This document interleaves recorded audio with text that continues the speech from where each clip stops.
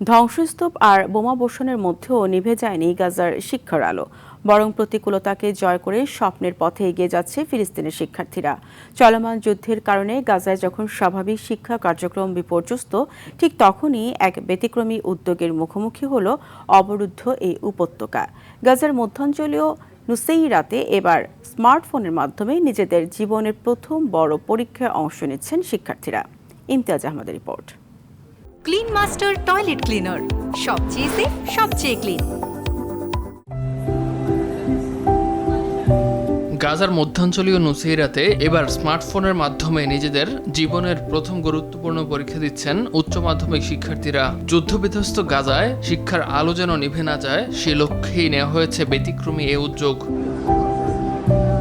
সংযুক্ত আরব আমিরাতের নেতৃত্বাধীন মানবিক সহায়তা কর্মসূচি অপারেশন জিভেলরাস নাইট 3 পরীক্ষার্থীদের জন্য বিশেষ হল, ইন্টারনেট সংযোগ ও প্রয়োজনীয় প্রযুক্তিগত সহায়তার ব্যবস্থা করেছে। ফলে চলমান সংকটের মধ্যেও শিক্ষার্থীরা অংশ নিতে পারছেন তাদের একাডেমিক মূল্যায়নে। আমি বেইত হানুন থেকে বাস্তুচ্যুত হয়ে এখন নুসেইরাতে বসবাস করছি।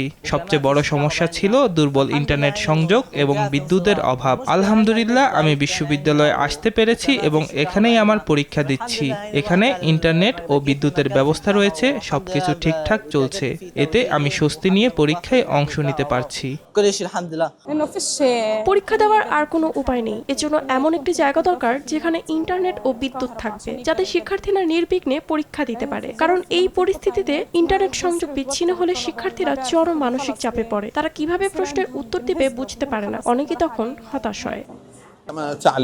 পরিস্থিতি বেশ কঠিন। তাঁবুতে বসবাস করছি, তাই পরীক্ষার জন্য উপযুক্ত পরিবেশ খুঁজে পাওয়া খুবই কঠিন। পেশাদার ও নির্বিঘ্নভাবে পরীক্ষা দেওয়ার মতন একটি স্থান খুঁজতে অনেক চেষ্টা করতে হয়। এখানে এসেছি কারণ এই কেন্দ্রটি একজন শিক্ষার্থীর প্রয়োজনীয় সবকিছুই নিশ্চিত করছে। ধ্বংসস্তূপ আর অনিশ্চয়তার মাঝেও গাজার শিক্ষার্থীরা প্রমাণ করছে, প্রতিকূলতা যতই থাকুক, শিক্ষা অর্জনের সংকল্প থেমে থাকে না।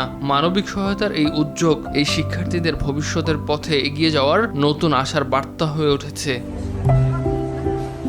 ইমতিয়াজ আহমেদ, RTV।